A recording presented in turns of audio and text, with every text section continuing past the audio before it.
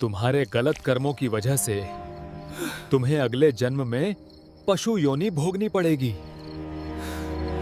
क्या आपने कभी सोचा है कौन से कर्म करने से मनुष्य को पशु योनि मिलती है? किस पाप के कारण अगला जन्म कुत्ते का होता है? कौन से कर्म इंसान को सांप बनाते हैं? और वो कौन सा अधर्म है जो आत्मा को कीड़े मकोड़े की योनि तक पहुंचा देता है? ये गहन ज्ञान स्वयं श्री कृष्ण ने गरुड़देव को दिया था। तो आइए इस दिव्य कथा के माध्यम से कर्मों का ये गहरा रहस्य विस्तार से समझते हैं, ताकि हम जान सकें क्या करना है और क्या नहीं। गरुड़देव एक दिन द्वारका में श्री कृष्ण के पास आए। उनके मुख पर गहरी जिज्ञासा थी और मन में एक प्रश्न जो उन्हें भीतर से व्याकुल कर रहा था। प्रणाम कर वे बोले, प्रभु, मैंने देखा है कि मृत्यु के बाद कुछ जीव मनुष्य योनि में नहीं लौटते। कोई कुत्ता बन जाता है, कोई सांप, कोई कीड़े मकोड़े की योनि में चला जाता है। ये देखकर मेरा हृदय विचलित हो उठता है। कृपया बताइए, ऐसे कौन से पाप होते हैं जिनके कारण मनुष्य को पशु योनि प्राप्त होती है? श्री कृष्ण मंद मुस्कान के साथ गरुड़देव की ओर देखे। उनका स्वर शांत था, पर शब्दों में गहरी गंभीरता थी। वे बोले, गरुड़, तुम्हारा यह प्रश्न अत्यंत महत्वपूर्ण है। यह केवल तुम्हारी जिज्ञासा नहीं, बल्कि समस्त मानव जाति के लिए विचार करने योग्य विषय है। कर्म का फल सूक्ष्म होता है और उसे समझना सरल नहीं। थोड़ा ठहर कर श्री कृष्ण ने आगे कहा, इसका उत्तर मैं तुम्हें सीधे नहीं, बल्कि एक कथा के माध्यम से दूंगा। यह कथा हर उस मनुष्य के लिए कल्याणकारी होगी जो अपने कर्मों और उनके परिणामों को समझना चाहता है। इतना कहकर श्री कृष्ण कथा आरंभ करने लगे और गरुड़देव ध्यानपूर्वक सुनने लगे। बहुत ही समय पहले की बात है। एक शांत और हरियाली से भरे गांव में एक ब्राह्मण रहता था। उसका घर सादा था, पर उसमें संतोष और शांति का वास था। ब्राह्मण वेदों और शास्त्रों का गहरा ज्ञान रखता था। उसका जीवन नियम, संयम और धर्म के मार्ग पर चलता था। उसके साथ उसकी पत्नी रहती थी, जो स्वभाव से अत्यंत सरल, पवित्र और धर्मपरायण थी। दोनों का जीवन एक दूसरे के सम्मान और समझ पर टिका हुआ था। ब्राह्मण की पत्नी प्रतिदिन प्रातः ब्रह्म मुहूर्त में उठती, स्नान करके स्वच्छ वस्त्र धारण करती और सबसे पहले तुलसी के पौधे में जल अर्पित करती। दीप जलाकर वह ईश्वर का स्मरण करती और पूरे मन से प्रार्थना करती। उसके लिए यह केवल एक नियम नहीं था, बल्कि श्रद्धा से भरा हुआ भाव था। घर के हर काम में उसका मन लगा रहता और वह बिना किसी शिकायत के अपने कर्तव्यों का पालन करती। उनके घर में धन, अन्न और सम्मान की कोई कमी नहीं थी। गांव के लोग ब्राह्मण का आदर करते थे और कठिन समय में उससे सलाह लेने आते थे। पर एक कमी थी जो दोनों के हृदय में चुपचाप पीड़ा बनकर रहती थी।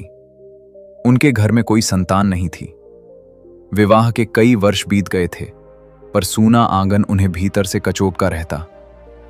एक दिन संध्या के समय ब्राह्मण अपनी पत्नी के पास आकर बोला, मैंने जीवन में जो कुछ पाया है वो सब ईश्वर की कृपा से है, पर मन के किसी कोने में ये अभाव बार बार उभर आता है। क्या हमने कहीं कोई त्रुटि की है जो हमें ये सुख नहीं मिला? पत्नी ने शांत स्वर में उत्तर दिया, स्वामी, ईश्वर जो करता है वह हमारे कल्याण के लिए ही होता है। संभव है ये भी हमारी किसी परीक्षा का समय हो। हमें धैर्य नहीं छोड़ना चाहिए और प्रार्थना करते रहना चाहिए। इसके बाद दोनों ने और अधिक नियम पूर्वक ईश्वर की उपासना आरंभ की। ब्राह्मण ने व्रत किए, दान दिया और तीर्थों का स्मरण किया। वो प्रतिदिन ईश्वर से केवल एक ही वरदान मांगता, संतान का नहीं, बल्कि सद्बुद्धि और सही मार्ग पर चलने की शक्ति का। पर मन के भीतर एक कोमल इच्छा भी छिपी रहती। समय बीतता गया। विवाह के 7 वर्ष पूरे हो गया। एक दिन ब्राह्मण की पत्नी ने एक अद्भुत स्वप्न देखा। उसने देखा कि एक दिव्य प्रकाश उसके घर में प्रवेश कर रहा है। वो घबरा कर उठी, पर उसके मन में एक अजीब सी शांति थी। कुछ ही दिनों बाद उसने ब्राह्मण को यह समाचार दिया कि वो गर्भवती है। ब्राह्मण की आंखों में उस दिन आंसू थे, पर वे आंसू दुख के नहीं, कृतज्ञता के थे। वो बोला, लगता है ईश्वर ने हमारी प्रार्थना सुन ली। अब हमारा कर्तव्य और भी बढ़ गया है। हमें इस आत्मा को सही संस्कार देने होंगे। समय आने पर उनके घर एक पुत्र का जन्म हुआ। पूरा घर आनंद से भर गया। वर्षों से सूना पड़ा आंगन बालक की किलकारियों से गूंज उठा। ब्राह्मण और उसकी पत्नी उस बालक को देखकर थकान और पीड़ा सब भूल गए। उनके लिए वो बालक केवल संतान नहीं, ईश्वर का प्रसाद था। ब्राह्मण बालक को गोद में लेकर अक्सर कहता, मैं चाहता हूं कि मेरा पुत्र बड़ा होकर वेदों और शास्त्रों का ज्ञाता बने और धर्म के मार्ग पर चले, जैसे हमारे पूर्वज चले हैं। यदि उसके हृदय में करुणा और सत्य होगा तो ज्ञान अपने आप उसके पास आएगा। हमें उसे प्रेम और सही उदाहरण देना होगा। ब्राह्मण स्वभाव से अत्यंत दयालु था। प्रतिदिन प्रातः वो एक गाय को रोटी खिलाए बिना भोजन नहीं करता था। उसे लगता था कि ये उसका धर्म है। गांव की गलियों से गुजरते समय यदि कोई कुत्ता, बिल्ली या पक्षी उसे दिख जाता तो वो रुककर उसे कुछ न कुछ खाने को अवश्य देता। ये सब वो दिखावे के लिए नहीं, बल्कि भीतर की करुणा से करता था। एक दिन एक पड़ोसी ने उससे कहा, आप इतना दान करते हैं, हर जीव का इतना ध्यान रखते हैं, क्या आपको कभी ये बोझ नहीं लगता? ब्राह्मण ने शांत भाव से उत्तर दिया, यदि किसी भूखे को देखकर भी हृदय न पिघले तो ज्ञान और धर्म का क्या अर्थ रह जाता है। उसका पुत्र धीरे धीरे बड़ा होने लगा। ब्राह्मण उसे अपने साथ बैठाकर वेदों की ध्वनि सुनाता, मंत्रों का उच्चारण करवाता और साथ ही जीवन के छोटे छोटे संस्कार भी सिखाता। वो उसे केवल पुस्तक का ज्ञान नहीं, व्यवहार का ज्ञान देना चाहता था। बालक भी पिता की बातों को ध्यान से सुनता और उनके कार्यों को देखता।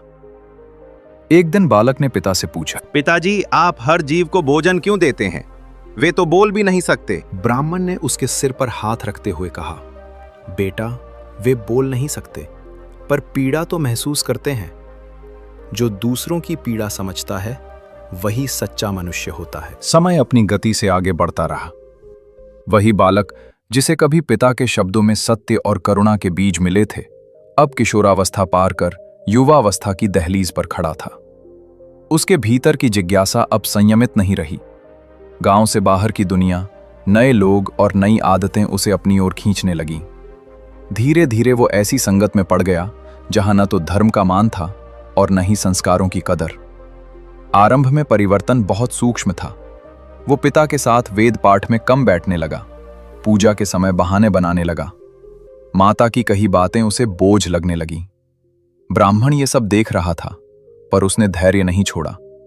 उसे विश्वास था कि पुत्र अपने मार्ग से भटक तो रहा है, पर लौट आएगा। एक दिन ब्राह्मण ने शांत स्वर में पुत्र से कहा, बेटा, मैं देख रहा हूं कि अब तुम्हारा मन न अध्ययन में लगता है न साधना में। बताओ, क्या तुम्हें कोई कष्ट है या हमसे कोई भूल हो गई है? पुत्र ने उपेक्षा से उत्तर दिया, पिताजी, आप हर बात को धर्म और नियम से क्यों जोड़ते हैं? आज की दुनिया अलग है। हर समय ग्रंथों में डूबे रहना जीवन नहीं होता। मुझे अपने तरीके से जीना है। माता ये सुनकर व्यथित हो उठी। चिंता के साथ बोली, बेटा, अपने तरीके से जीना गलत नहीं है, पर सही और गलत का भेद जानना भी आवश्यक है। हम तुम्हें रोक नहीं रहे, बस तुम्हें गिरने से बचाना चाहते हैं। पर पुत्र के कानों पर जैसे जूं तक नहीं रेंगती थी। अब वो देर रात तक घर से बाहर रहने लगा। उसके नए मित्र उसे गांव के बाहर ले जाते, जहां नशा और मांस का सेवन आम बात थी। वही पुत्र जो कभी गाय और पक्षियों को प्रेम से देखता था, अब उन बातों को हंसी में उड़ा देता। एक रात वो नशे में झूमता हुआ घर लौटा। उसके वस्त्र अस्त व्यस्त थे और आंखों में मदिरा की लाली साफ दिख रही थी। ब्राह्मण ने यह दृश्य देखा तो उसका हृदय कांप उठा। उसने कठोर शब्द नहीं कहे, पर स्वर में गहरी पीड़ा थी। बेटा, यह मार्ग तुम्हें कहाँ ले जाएगा?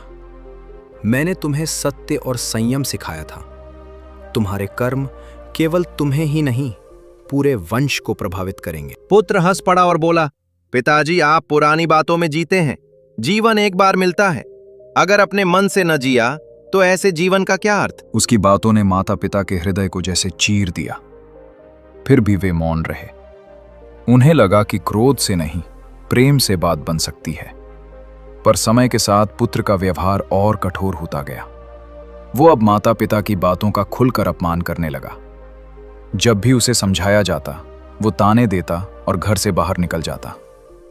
एक दिन उसके मित्रों के बीच बातचीत हो रही थी।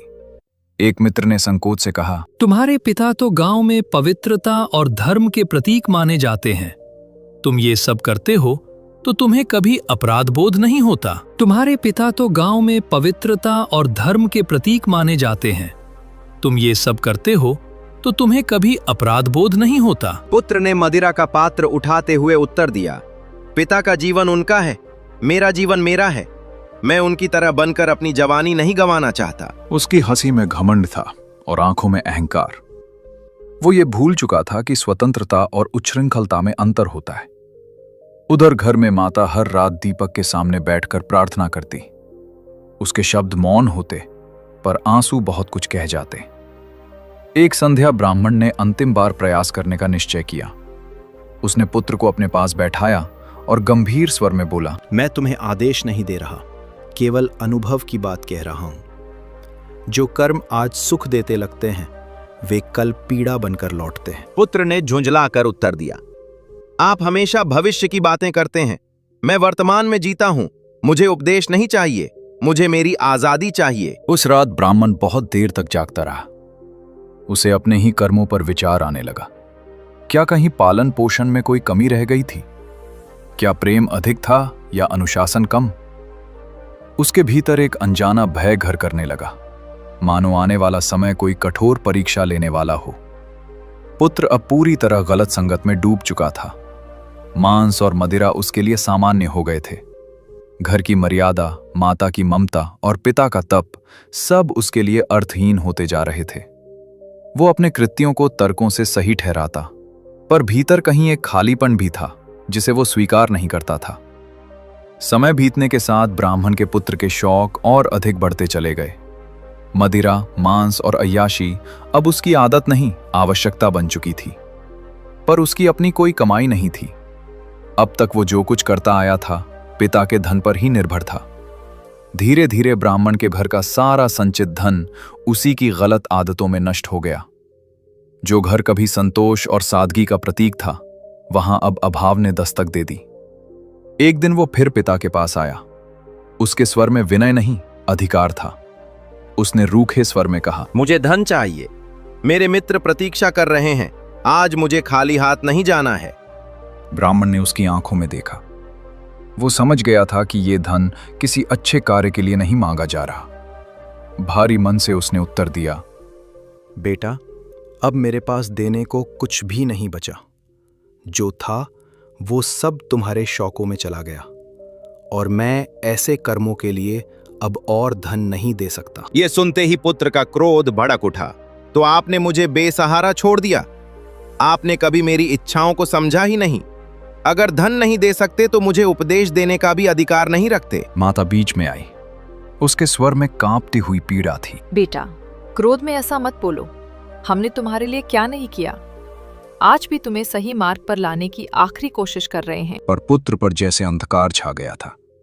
गुस्से में उसने घर का सारा मान मर्यादा भूलकर माता पिता से झगड़ा किया।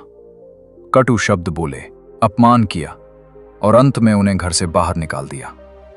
जिस आंगन में उन्होंने उसे चलना सिखाया था, उसी आंगन से वे आज अपमानित होकर निकल पड़े। ब्राह्मण की आंखों से आंसू बह रहे थे, पर वो शांत था। उसने पत्नी का हाथ थामा और कहा, संभव है यही हमारे कर्मों की परीक्षा हो। ईश्वर जहां ले जाएंगे वहीं हमारा आश्रय होगा। रात के समय दोनों जंगल की ओर बढ़ते चले गए। न कोई ठिकाना, न कोई साधन। चलते चलते वे एक आश्रम पहुंचे जहां एक वृद्ध गुरु रहते थे। गुरु ने उनके चेहरे पर पीड़ा और तप दोनों को पहचाना। आप यहां शरण लेने आए हैं, गुरु ने शांत स्वर में कहा। यह आश्रम सबके लिए खुला है, जब तक चाहें यहां निवास करें। उधर ब्राह्मण का पुत्र अब पूरी तरह पतन के मार्ग पर उतर चुका था। माता पिता के जाने के बाद उसके पास न धन बचा था, न कोई सहारा। पर उसके शौक कम नहीं हुए। जब मदिरा और अय्याशी के लिए धन समाप्त हो गया, तो उसने एक और घोर मार्ग चुन लिया। उसने जंगल में निर्दोष, बेजुबान पशुओं का शिकार करना शुरू कर दिया। उनका मांस बेचकर वो धन कमाता और उसी धन से फिर नशे में डूब जाता। एक रात उसके मित्रों के साथ बैठा वो गर्व से बोला, अब मुझे किसी पर निर्भर नहीं रहना पड़ता। जंगल में सब कुछ मुफ्त है, बस हिम्मत चाहिए और हाथ में हथियार। एक मित्र ने हंसते हुए कहा, तुम तो अब सच में अपने पिता से बिल्कुल अलग बन गए हो। उन्हें पता चले तो क्या कहेंगे? उसने ठहाका लगाया। वे अपने आश्रम और भजनों में खुश होंगे और मैं अपनी जिंदगी में जिसे जो पसंद है वही उसे करना चाहिए। समय इसी तरह बीतता गया। पाप पर पाप जुड़ते चले गए। फिर एक दिन उसके शरीर पर लाल फुंसियां निकल आईं। पहले उसने ध्यान नहीं दिया, पर कुछ ही दिनों में वे पूरे शरीर में फैलने लगीं। उनमें असहनीय जलन और पीड़ा थी। वो न ठीक से बैठ पाता न लेट पाता। रातें करवटें बदलते कटने लगीं। उसने अपने मित्रों को बुलाकर कहा, मेरे शरीर में भयानक जलन हो रही है, शायद कोई बीमारी लग गई है। कुछ दिन मेरे साथ रहो, मुझे अकेला मत छोड़ो। मित्रों ने उसे ऊपर से नीचे तक देखा। फुंसियों से रिश्ता रक्त और दुर्गंध उन्हें भयभीत कर रही थी। दोस्तों ने कहा, ये तो कोई भयानक रोग लगता है, हमारे लिए खतरा हो सकता है। तुम किसी वैद्य को दिखाओ, हम यहां नहीं रुक सकते। इतना कहकर वे एक एक कर दूर हो गए। जिनके लिए उसने माता पिता को ठुकराया था, वही उसे इस हालत में अकेला छोड़ गए। वो अकेला बैठा अपने शरीर की पीड़ा से कराहता रहा। मन में विचारों का तूफान उठने लगा। आज ये मित्र कहाँ हैं, जिन्हें मैंने अपना सब कुछ माना? और जिन माता पिता को मैंने निकाल दिया, वे मुझसे कितना प्रेम करते थे। उसकी आंखों से आंसू बहने लगे। पहली बार उसे अपने कर्मों का भार महसूस हुआ। मैंने किसके लिए ये सब किया? मदिरा और मांस के लिए? क्षणिक सुख के लिए मैंने अपना सब कुछ खो दिया। अब उसे मां की प्रार्थनाएं याद आने लगीं। पिता के शांत शब्द कानों में गूंजने लगे। शरीर की पीड़ा से अधिक मन की पीड़ा उसे जला रही थी। वो जान चुका था कि जिसने अपनों को ठुकराया, वो अंत में अकेला ही रह जाता है। जंगल की खामोशी में उसकी सिसकियां गूंज रही थीं। समय अब उसके लिए ठहर सा गया था। मित्रों के चले जाने के बाद ब्राह्मण का वो पुत्र पूरी तरह अकेला पड़ चुका था। शरीर पीड़ा से भरा था, मन पछतावे से। उसी एकांत में उसे पहली बार माता पिता की याद सच्चे अर्थों में आई। उसे लगा, यदि इस संसार में अब भी कोई उसे स्वीकार कर सकता है, तो वे केवल उसके माता पिता ही हैं। उसी क्षण उसने निश्चय किया कि वो उन्हें ढूंढेगा। न ये जानता था कि वे कहाँ हैं, न ये कि वे जीवित भी हैं या नहीं। फिर भी वो लंगड़ाते हुए जंगल के रास्ते पर चल पड़ा। हर कदम के साथ शरीर की जलन बढ़ रही थी, पर मन में एक ही भाव था, क्षमा मांगने का। चलते चलते वो जंगल के और भीतर पहुंच गया। पेड़ घने होते जा रहे थे। सूर्य का प्रकाश धरती तक मुश्किल से पहुंच रहा था। चारों ओर अजीब सी खामोशी थी, मानो जंगल भी उसे चेतावनी दे रहा हो।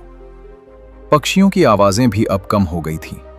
वो बुदबुदाया, मां, पिताजी, आप जहां भी हों, बस एक बार मुझे क्षमा कर दीजिए। कुछ दूर आगे बढ़ने पर अचानक उसे झाड़ियों में हलचल सुनाई दी। उसका हृदय जोर जोर से धड़कने लगा। अगले ही क्षण उसकी आंखों के सामने एक तेंदुआ आ खड़ा हुआ। उसकी आंखें जलती हुई थीं, शरीर दुबला था और चाल से स्पष्ट था कि वो कई दिनों से भूखा है। वो धीरे धीरे उसकी ओर बढ़ने लगा। ब्राह्मण का पुत्र भय से कांप उठा। उसके पैर जैसे जड़ हो गए। कांपती आवाज में वो बोला, मुझे मत मारो, मैं बहुत पीड़ा में हूं। मैं अपने माता पिता को खोजने जा रहा हूं। मेरे शरीर पर फोड़े हैं, मैं और नहीं सह सकता। तेंदुआ रुका।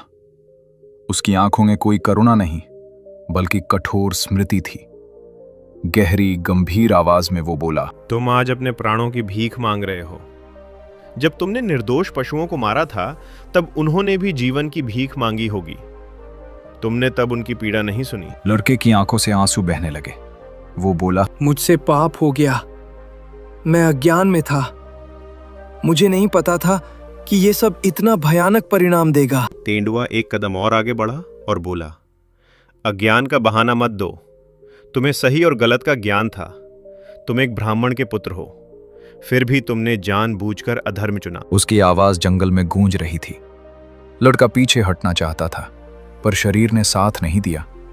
वो सिसकते हुए बोला, मैंने अपने माता पिता का अपमान किया। आज मैं अकेला हूं, मुझे एक अवसर और दे दो। तेंदुए की आंखों में एक अजीब सी चमक आई।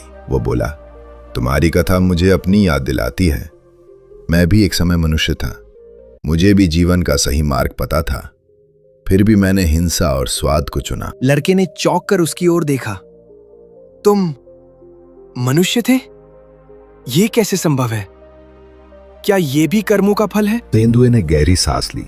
उसने कहा, हाँ, पिछले जन्म में मैं भी बेजुबान पशुओं को मारता था, उनका मांस खाता था और उसे अपना अधिकार समझता था।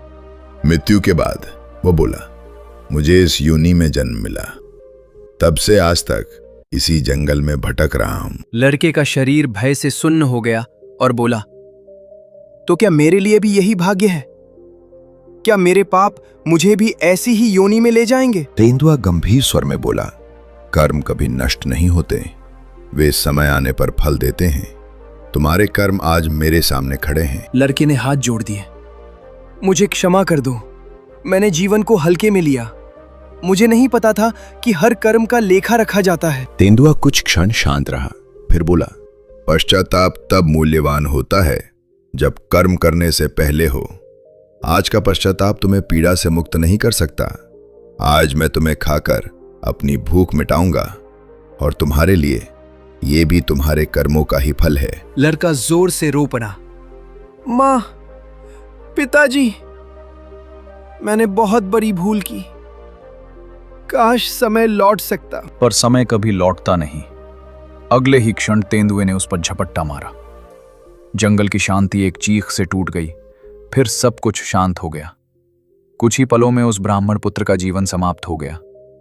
अचानक उसके सामने दो भयानक आकृतियां प्रकट हुईं। उनके नेत्र अग्नि समान थे और हाथों में पाश था। वे यमदूत थे।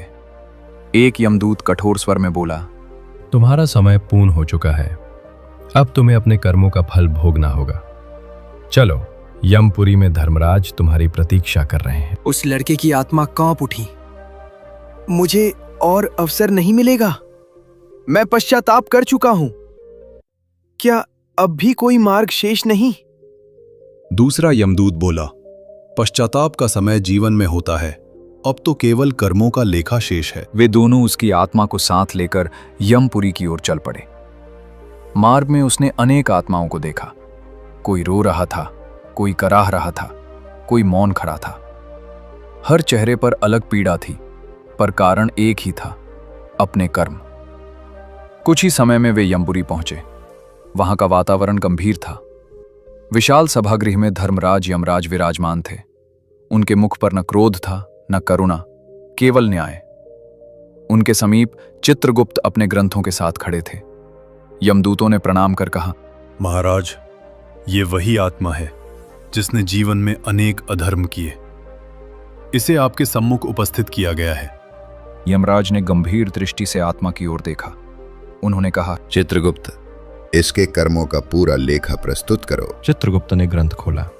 उनका स्वर शांत था, पर शब्द कठोर सत्य से भरे थे। ये आत्मा एक धर्मनिष्ठ ब्राह्मण की संतान थी। इसे सही और गलत का पूर्ण ज्ञान प्राप्त था। फिर भी इसने जानबूझकर अधर्म का मार्ग चुना। उन्होंने आगे बढ़ा, माता पिता का अपमान किया, उनके धन को नशे और विलास में नष्ट किया, निर्दोष पशुओं की हत्या कर मांस का व्यापार किया। पश्चाताप देर से किया, जब फल सामने आ चुका था। आत्मा सिर झुकाए खड़ी थी। महाराज, वो बोली, मैंने बहुत बड़ी भूल की। मैं स्वीकार करता हूं कि मेरे कर्म गलत थे। मुझसे जो भी दंड हो, मैं उसे सहने को तैयार हूं। यमराज का स्वर गूंजा, न्याय स्वीकार करना धर्म की पहली सीढ़ी है, पर यह तुम्हारे कर्मों को मिटा नहीं सकता। हर कर्म का फल भोगना ही पड़ता है। उन्होंने कुछ क्षण मौन रखा, फिर बोले, तुमने जीवन में बेजुबान प्राणियों को पीड़ा दी। अब तुम्हें स्वयं उन योनियों में जाकर उस पीड़ा को अनुभव करना होगा। यमराज ने घोषणा की, तुम्हें पहले सांप की योनि दी जाती है। इसके बाद तुम कुत्ता, मेंढक और कीड़े मकोड़ों की योनियों में भी जन्म लोगे। वे योनियां जहां भय, भूख और तिरस्कार निरंतर साथ रहते हैं। आत्मा कांप उठी। क्या ये दंड कभी समाप्त होगा? क्या मुझे मानव जन्म फिर मिलेगा? यमराज ने उत्तर दिया, जब तुम्हारे संचित कर्म समाप्त होंगे तभी आगे का मार्ग खुलेगा। ये यात्रा लंबी है, पर न्यायपूर्ण है। इसके बाद यमदूतों ने उसे सांप की योनि में भेज दिया। अगले ही क्षण वो स्वयं को धरती लोक में एक सांप के रूप में अनुभव करने लगा। न भाषा थी, न अभिव्यक्ति, केवल भय और भूख। हर पल उसे मनुष्यों से खतरा था, हर जीव उसे मारने को तत्पर था। सांप की योनि में उसने पहली बार समझा कि भय क्या होता है। पत्थरों के नीचे छिपकर रहना, भोजन के लिए संघर्ष करना और हर क्षण मृत्यु की आशंका। उसे अपने पिछले जन्म की क्रूरता अब स्पष्ट दिखाई देने लगी। समय बीतने पर जब उस योनि का फल पूरा हुआ तो उसे दूसरी योनि में भेज दिया गया। कभी वो कुत्ता बना, जहां उसे दुत्कार और भूख मिली। कभी मेंढक, जो हर कदम पर कुचले जाने का भय सहता है। कभी कीड़ा, जिसे कोई महत्व नहीं देता। हर योनि में उसे एक ही बात समझ में आती गई, जिस पीड़ा को मैंने दूसरों को दिया, वही पीड़ा अब मेरा अनुभव बन चुकी है। उसकी चेतना धीरे धीरे परिपक्व होने लगी।